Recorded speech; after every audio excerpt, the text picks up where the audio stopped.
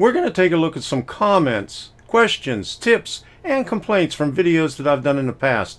If you've only seen the video in the first day or two, you might miss out on some of the comments and questions that are asked on the video after you take a look at it. So I'm going to go over some here, and we're going to also do a big thank you also. You see this right here? Okay, so let's get going with it right now.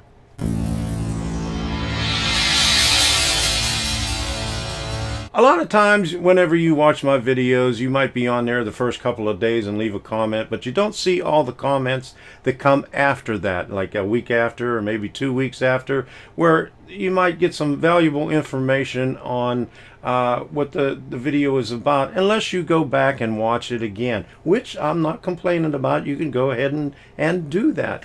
But I have some comments from the power supply video. I have some comments about the PR3 video. I have some comments about CVs and some good tips on all of these. So let's get started with this right now. Well, the first thing I'd like to do is give a big thank you to Big Bill Graham for the t-shirt. I got this a couple of weeks ago, but just opened it up recently. I've been sick for a couple of weeks, and I haven't done anything. So thank you, Bill, for the t-shirt. I'll wear it proudly. I got some comments about on the CVs, on the double pole, double throw switch, on the harness I did.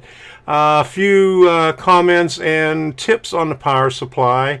Let me see, the PR3 right here, soldering and the switch machines. So the reason I'm doing this is, like I said before, if you're watching the video and you see it in the first couple of days, you might not be able to see all the comments on there unless you go back and watch it again, which I will not complain about. You could always do that and take a look at the comments on there. But I'm going to go over some of the comments and some of the tips on these videos here. So let me bring up the first one here.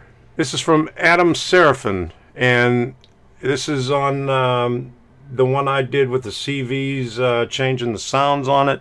I changed out a stock speaker to a sugar cube and found out the Wabco horn has reverb built in where the others do not. The stock speaker is that bad to where many good sounds cannot be heard. It is only 2.5-inch speaker with a good enclosure that helps it, but poor choice by Bachman, which a great sounding decoder that is mostly canceled out with the bad speaker they use. This is a really good observation whenever you're going into doing things and changing things out. It's a good idea. You could leave your tips. There we go. Does the JMRI read the CVs, or is the PR3 that tells you what the CVs are available on the decoder? Think about getting a PR3. Just wondering, since I found doing it that way, I've been in too time consuming. I found CVs available in the budget sound value decoders that they do not list. I was told either the PR3 or JMRI can read them. Okay, now what I have found is, in JMRI, you can see all the CV values of it, and in the user's guide that you receive with the locomotive, or even if you go on Soundtracks. Soundtracks has a better explanation of it, but even though on the Bachman they have the Soundtracks decoders in there, some of the CV values are different. The PR3 was designed as an interface for your computer to your command station, and it also is a sound programmer for Digitrax decoders, sound decoders. Now, Digitrax has an application, and I'll show it over here, where you could use it on the desktop. You can create your own sounds on there with the application and the PR3. So the PR3 does not really read the CVs. JMRI reads the CVs, but the PR3 can also be used with the application from Digitrax to create sounds and to modify the sounds and put the sounds on your decoders. Double pole, double throw switch. Basic 3-wire magnetic switches, Atlas microtrains. How do I connect the DPT center off spring-loaded switch for these type? I'm building a Z gauge and only 2 switches, and I like to be switched at the same time by the DBDT.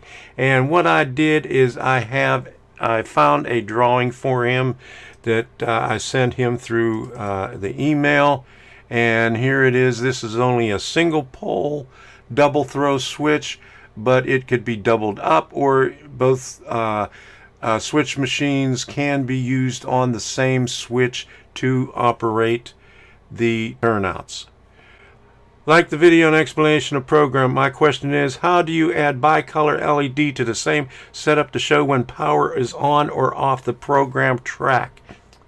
And what I wrote back to him, I said, I don't think you could really use it to on the DCC with the double pole double throw switch, because the LEDs operate in DC. The way that you get the 2 different colors on the LED is when the polarity of your DC current changes from one direction to the other. Say like you have your DC current going one way, you'll have red. If it's going the other way, you'll have green. Now, DCC is not DC, and it's more or less a modified AC. It's AC, but not like a sine wave in AC. It's pulses, and they're different length pulses. So you could actually hook it up. I've seen where people have hooked up their LED, not a bicolor, but just a plain one color LED with a 1K ohm resistor on the positive terminal of the LED, and hooked it between the rails on their track or program track or whatever track that you want to indicate that you have power on that track. That's the way that I would do it. I couldn't see any way that I could use a bicolor LED other than hooking up more circuitry on there to get what you are looking for. So let's go on to the next one. Okay, the harness. This is for when I was making the Digitrax cables. Did this also work with NEC systems? What happens if your system is working but you have one loco won't work but worked before? Yes, you could use it on an NEC system. I don't have an NEC. Yes, you can with the crimping tool and the proper connectors, putting them in the correct order. You just have to look at the wiring diagram for NCE. And as far as the locomotive working and then it stops working, a lot of times there are problems with connections, and that seems to be the biggest problem, whether it's your wires going to the track, or the tracks are dirty, or the wheels are dirty, or the wipers that are touching the wheels are dirty. That's the first place that I would look. Ron from Ron's Trains and Things. I'm far from any kind of electrical expert. Help me understand the resistor connected to one of the red wires will impact the voltage on all the rest of the outputs from the power supply. Now, I talked about this one before, and the reason that you put the resistor on there is to stabilize the voltage on the power supply. And what it does is it simulates that there is a computer hooked up to the power supply. You want a constant resistance on there so it will stabilize the voltage regulators inside the power supply, and it'll give you a more stable voltage. Now, you might not have like exactly at 5 or exactly at 12 or exactly at 3.3, but it's going to be really close, and it's not going to be fluctuating all over the place, and that's the reason for it. Okay, now I just got this one a couple of days ago from Frank Cullen, and from his call letters down there, he's a ham operator. Suggest the 5 ohm 5 watt resistor leads be covered with shrink tubing to protect from chassis shorts. Also apply heat sink compound to the underside of the resistor body for better heat dissipation. And I thanked him for the information, and I told him that I always enjoy people putting their information on their useful tips on the things. I don't give you all the details of everything, how you could do things, you know, because that would make the video too long, and I don't want to too long on it. But I want to thank you for that comment on there. Okay, I have another one on the power supply. All right, now I got this one. Oh, this was a month ago. Attention, you should be really careful while connecting together wires on the same voltage. Reason is simple. If you get two plus 12 wires that came from two different keys, this may give you plus 12.01 on one wire and plus 11.99 on the other. Now, this is, you're going to run into this problem whenever you have a more recent power supply that has, and they call it rails. And what better reason on a railroad to have rails on it? But anyway, they'll have two different sources inside the power supply. And this is on power supplies that I don't know where the cutoff is from the one that I use, where, you know, I opened it up and I showed you that all the wires were soldered in on a common point. I removed the top so you could see the insides and see where the wires are coming from on here. And another reason for that is some computer power supplies have different rails in them, and those are the newer, more powerful ones. But there are power supplies that have rails on it where they have two, I would call them power buses. Now on this, whenever you're wiring it up, I would separate those wires. That's why I showed you to open it up and take a look at on there where the wires are coming from. If you see that on there, then whenever you bring your wires out, I would bundle those wires together from the different sources on the power supply. Now you're going to find this on the higher wattage power supply, maybe on like a gaming unit where they use two plugs on the video card, or even use two video cards in the computer. So this is what you want to look for whenever you're opening it up. Open it up and take a look and see where those wires are coming from. And I'd like to thank you for that tip. Okay, here's one that's a complaint. Now, I've had these complaints before, and, you know, whenever you're doing close-ups, you know, it's kind of hard to position your camera. Even some of the videos that I've done, I've put 3 cameras on there and tried to get the best camera position so you could see everything. And Mike DeZomba, not a very good video for someone who has never used solder. It would have been helpful if you zoomed in during the process and kept your hands out of the shots. Well, Mike, you know, we try our best whenever we're doing these videos, but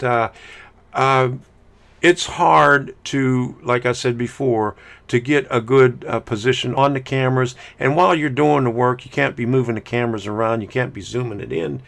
Most of these I'm taking with either a webcam, my tablet, or my cell phone. So, you know, to go in there and work on something and try to zoom in on something, when I'm doing in post, when I'm editing the videos, sometimes I'll zoom in that way, but that's the only way that I can do it. But sometimes, you know, when you try to zoom in, you don't get a good clear picture of it. I'll take a snapshot or something to show it up close, or I'll do a second shot on it, but I don't get to do that all the time.